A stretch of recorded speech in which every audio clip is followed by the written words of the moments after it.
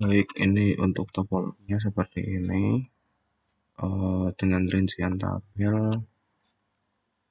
Jadi ada ini perhotelan, jadi ada 3 lantai. Setiap lantai itu ada beberapa divisi dengan IP berikut. Untuk IT, admin itu di lantai 3, VLAN 10, 20, kelas 30, R 40, finance yang kayak gitu-gitu. Terus netmasknya, VLSM-nya kita atur supaya per divisinya itu ada range-nya lah, ada batasannya. Jadi tercukupkan pada karyawannya. Ada wifi ini ya udah kita buat 1.0 atau /24 dengan maksimal 254 host berarti. Oke, terus ini kemarin kan tentang 3 tier itu ada namanya core layer. Nah,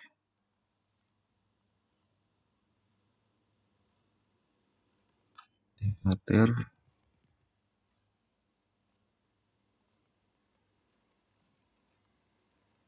ada namanya core layer, distribution, sama akses. Nah, yang di sini itu yang core layer itu ini core layer, ini distribution, dan ini yang sisanya ini semuanya itu akses, termasuk si switch-nya ini. Jadi pada core layer itu emang digunain buat ya pemberi sumber untuk si jaringannya. Terus distribution layer ini dibuat untuk mendistribusikan ke pada setiap jaringan. Nah, ini kan terhubung semua nih, itu untuk mendistribusi.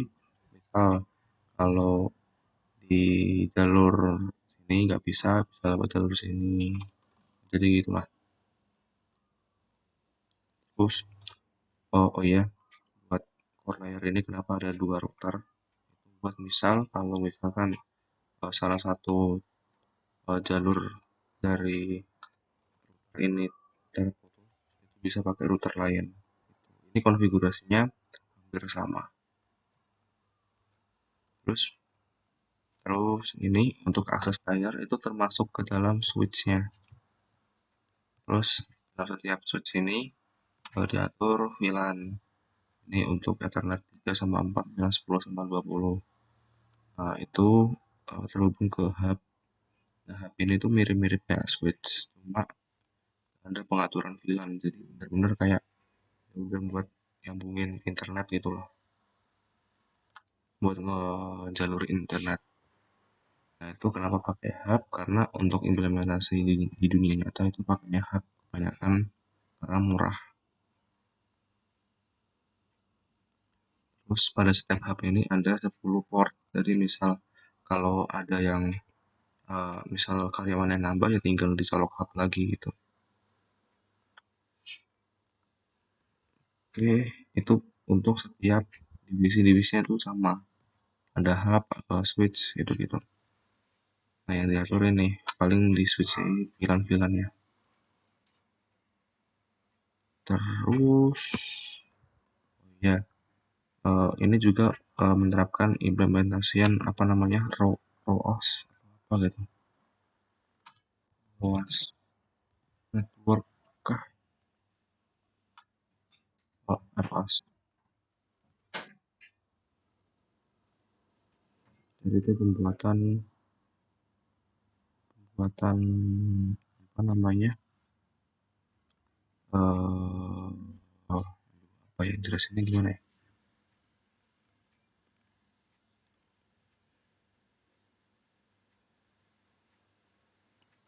Oke. Jadi sistemnya itu kayak VLAN yang di switch, cuma ini tuh di router.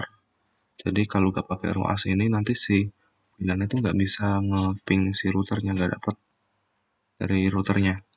Nah, sama kalau di sini kita lihat itu kayak kan ada gigabyte Ethernet 000.10.20. Nah itu kayak VLAN di switchnya. Jadi itu ini kan pada dasarnya kan untuk satu kabel itu satu network. Tapi ini tuh kayak dibagi untuk satu kabel tuh dibagi untuk beberapa network. Jadi misal kalau satu kabelnya itu 10 MB, itu bakal dibagi 10. Untuk satu networknya berarti 1 MB itu ROAS. Nah kalau nggak pakai itu, nanti antara VLAN tuh nggak bisa saling ngeping sana sini nggak bisa. Nah untuk pembuatan ROAS sendiri tuh disamain sama VLAN-nya, misalkan 10, 20, 30, 40, 50, sampai 80 itu disamain tuh. Terus eh, kemarin masnya bilang pakai HSRP. HSRP itu apa? HSRP itu kayak em, ini itu kayak kalau misalkan dari router satu ini hilang, berarti kita nggak ada patokan buat default gateway. Ini kan ada dua router kan. Nah itu default gateway-nya itu berbeda-beda.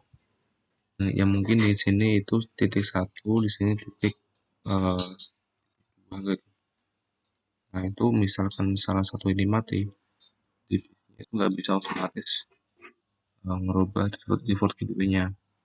Nah, maka kita butuh HRP. HRP itu kayak virtual default gateway. Ini misal ini titik satu, ini titik dua. Terus kita konfigurasi HSRP-nya itu titik tiga. Jadi diwakilin satu. Titik. Nah titik tiga ini itu bakal jadi default gateway untuk semuanya. Terus dia naruhin ke salah satu yang ada di router ini. Nah untuk konfigurasinya itu bentar, ada di notepad. Nah, konfigurasinya tuh kayak gini. Sama seperti yang tadi, karena ini kan ada banyak jalur VLAN ya, ada banyak network. Jadi kita buatnya per VLAN-VLAN-nya. Ini kan 80, ini itu diganti 10, terus diganti 10, ganti 10. Net masknya disamain sama kayak tabel. Terus ini, mirip-mirip lah. Terus yang paling penting itu priority ini. Priority itu kayak, yaitu prioritas lah. Misal, kita defaultnya itu di router satu, maka prioritinya itu harus lebih besar daripada router 2. Ini misal router satu kita atur 105, terus router 2 100. Jadi defaultnya untuk IP default gateway-nya itu bakal ke router satu dulu. Tapi misal router satunya hilang, maka akan langsung ke router 2. Itu HSRP. Terus penyetingan WiFi ini satu jaringan 192.168.1.0/24 paketnya /24 untuk 254 untuk semua lantainya. Nah itu pengaturannya HCP poolnya itu sama di dua-duanya, di sini sama di sini. HCP pool nanti ntar otomatis dapat IP dari sini, dari ya. Terus pengaturan, nah ini kan nggak ada IP route, jadi buat yang modul 5 itu kita ngambilnya SSH. Nah SSH di sini tuh cuma bisa diakses oleh admin. Nah, pakainya itu pakai ACL, Access Control List. Jadi kalau pakai di sini, ini kan default gateway-nya kan titik 2. Jadi kita pakainya titik 2 ke SSH-nya. 92.168 titik 10 titik dua besar. Oh, kok bisa ya? Bentar.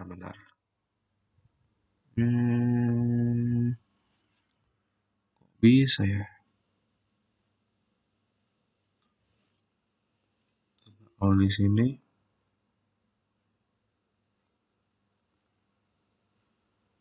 oh iya, beda.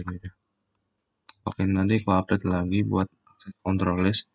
Jadi itu bakalan admin doang yang bisa akses SSH-nya. Itu paling itu doang di kita. Jadi ada beberapa untuk 3 tier itu pakai core, distribution sama akses. Core ini buat memberikan sumber, distribution buat distribusi data, sama akses ini buat memberi akses ke semua jaringan. Itu doang.